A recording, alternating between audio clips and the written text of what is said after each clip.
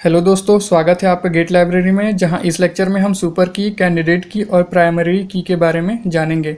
Friend, अगर आप normalisation का क्वेश्चन सॉल्व करते हैं जिसके लिए हमें सुपर की और कैंडिडेट की का नॉलेज होना बहुत ही ज़रूरी है, तो चलिए फ्रेंड इसे समझते हैं।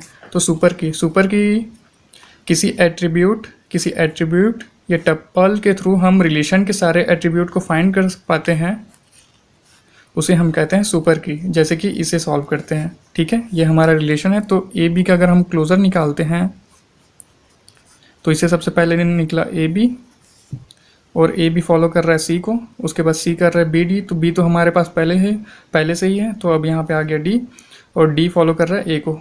तो ए भी हमारे पास है, तो ए बी से हमारे पास इस रिलेशन के सारे एट्रीब्यूट निकल गए। और उसके बाद है सी का क्लोजर निकालते हैं, तो यहाँ से आया सबसे पहले तो सी आ गया, और सी के बाद है बी डी, तो बी और डी को लिख लिया। उसके बाद डी फॉलो कर रहा है ए को, तो अब ए आ गया, ठीक है। अब हम करते हैं डी के लिए निकालते हैं, तो डी का क्लोजर निकालते हैं। तो यहाँ पे देखिए, तो डी तो सबसे पहले आएगा, डी किसे फॉलो कर रहा है ए को, तो ए आ गया। उसके बाद ए सिंगल है, किसी को भी फॉलो नहीं कर रहा है, तो इसका बस इतना ही होगा। तो फ्रेंड, जैसे कि सुपर की का डेफिनेशन ही यही है कि किसी एट्रीब्यूट के टपल के थ्रू हम रिलेशन के सारे एट्रीब्यूट फाइंड कर पा रहे हैं, उसे हम कहते हैं सुपर की। तो ये जो रिलेशन है इसमें एट्रीब्यूट है, तो यहाँ पे हम फाइंड कर रहे हैं और यहाँ पे फाइंड कर रहे हैं ए बी सी डी, ठीक है। तो उस बेस पे हमारा सुपर की हुआ, ये हो गया सुपर की, और ये सुपर की हो गया। तो फ्रेंड, इसमें आपको दो सुपर की निकालना आ ही गया होगा। अभी हम और नेक्स्ट क्वेश्चन कर रहे हैं जिसके थ्रू आपको ये और अच्छे से समझ में आ जाएगा। तो चलिए अब चलते हैं हम कैंडिडेट की के बारे में।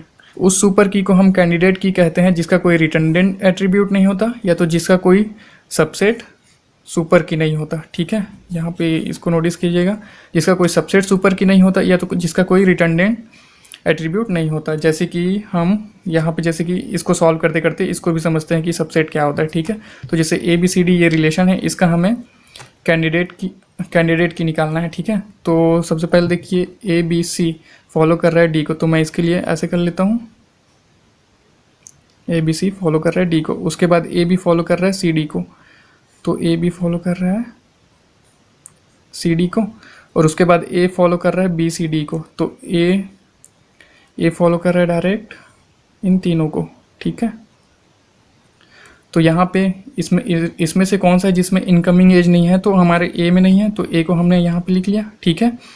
और उसके बाद हम देख सकते हैं, अब देखिए सीधे यहाँ से ए बी सी, ए तो हमारा आएगा ही आएगा। तो ए से अगर हम देखें तो ए से निकल रहा है डायरेक्ट, ए तो निकलेगा। उसके बाद ए फॉलो कर रहा है बी सी डी, मीन्स यहाँ पे तो ए से हमारे एट्रीब्यूट के मतलब सारे एट्रीब्यूट फाइंड हो गए इस रिलेशन के। उसके बाद हम निकाल सकते हैं इसको, ए बी को निकाल सकते हैं।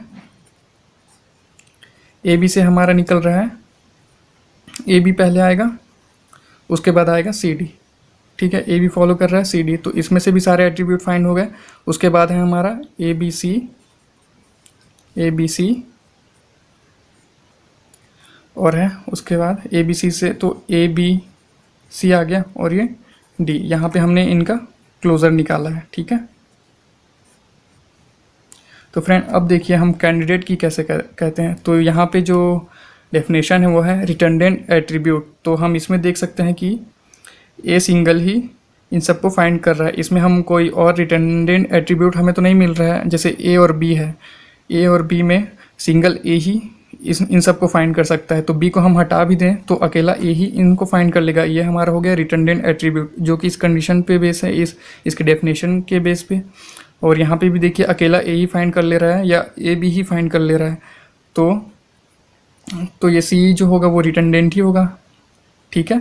अब फ्रेंड, हम सबसेट किसे कहेंगे। तो फ्रेंड, यहाँ पे देखिए ए और बी, तो ए बी का कोई सबसेट है, हाँ यहाँ पे तो है। ए अकेला ही इसको फाइंड कर रहा है, और हमारे पास जो डेफिनेशन में हमें बोला गया है कि कैंडिडेट की जो होगा उसका कोई भी सबसेट, प्रॉपर सबसेट सुपर की नहीं होना चाहिए, ठीक है। अभी यहाँ पे देखिए ये तीनों ही हमारे पास सुपर की हो गया, क्योंकि इसमें रिलेशन के सारे एट्रीब्यूट फाइंड कर पा रहे हैं। ए बी सी डी ये भी सुपर की हो गया, और ये भी सुपर की हो गया।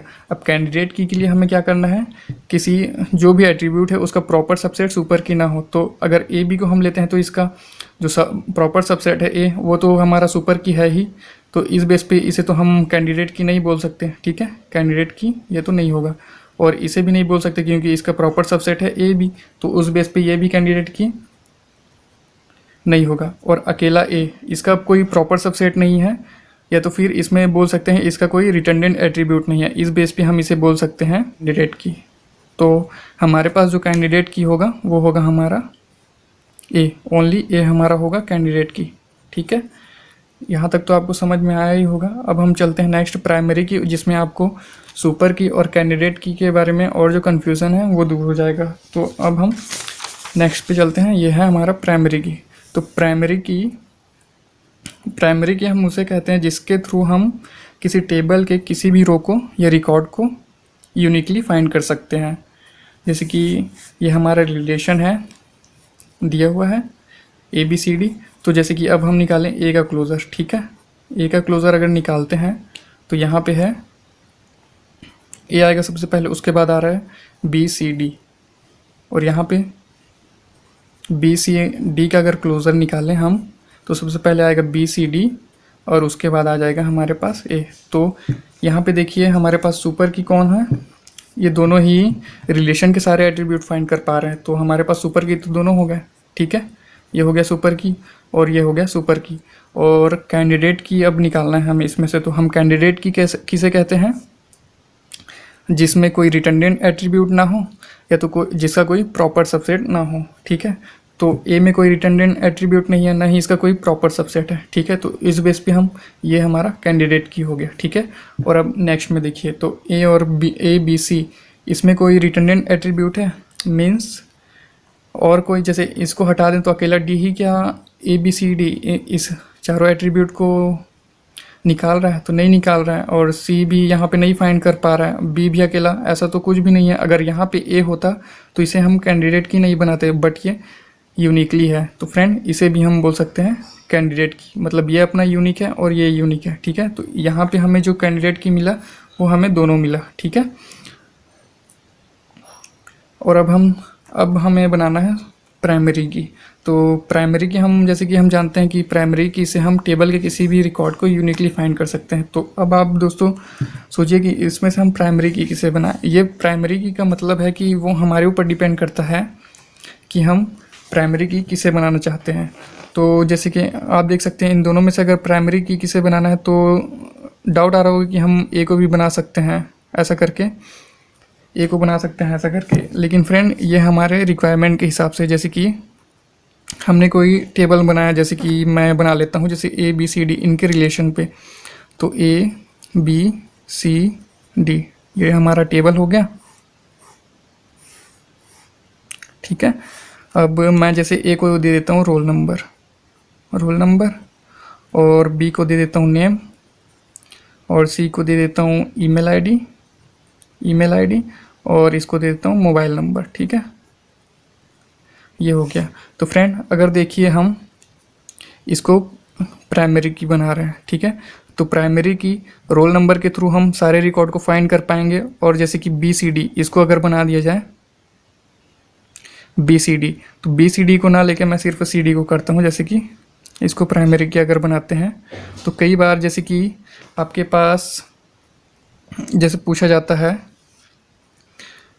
कॉलेज में, जैसे आप गए फीस वेट करने, तो वहाँ पे सामने वाले ने आपका रोल नंबर पूछा, ठीक है, रोल नंबर या इनरोलमेंट नंबर जो भी रहता है उसे पूछा, उसके थ्रू वो आपकी सारी डिटेल्स बता देता है। लेकिन अगर आपको जब अपना इनरोलमेंट नंबर या रोल नंबर याद नहीं है तो वो बोलता है कि अपना ईमेल आईडी बताओ या तो फिर मोबाइल नंबर, ठीक है, क्योंकि ईमेल आईडी और मोबाइल नंबर भी यूनिक ही रहता है जिसके थ्रू वो आपके सारे डिटेल्स को फाइंड कर सकता है, ठीक है। तो इस बेस पे हम कह सकते हैं कि प्राइमरी की हमारे ऊपर डिपेंड करता है कि हमें प्राइमरी की किसे बनाना है और किसे नहीं बनाना है। बस आप इसमें ये याद रखिए जो प्राइमरी की रहता है वो यूनिक रहता है, ठीक है। इसके थ्रू हम टेबल के किसी भी रिकॉर्ड को फाइंड कर सकते हैं, मतलब यूनिकली फाइंड करने के लिए ही हम प्राइमरी की का यूज़ करते हैं। तो फ्रेंड आशा करता हूँ कि आपको इसमें से सुपर की, कैंडिडेट की और प्राइमरी की अच्छे से समझ में आया होगा। अगर नहीं आया भी होगा तो हम अभी और नेक्स्ट वीडियो में इसे और अच्छे से समझने वाले हैं, उसके बाद हम इसके क्वेश्चन करने वाले हैं जिसके थ्रू ये और अच्छे से आपको समझ में आ जाएगा, ठीक है फ्रेंड। तो फ्रेंड मिलते हैं अब हम नेक्स्ट वीडियो में। Thank you.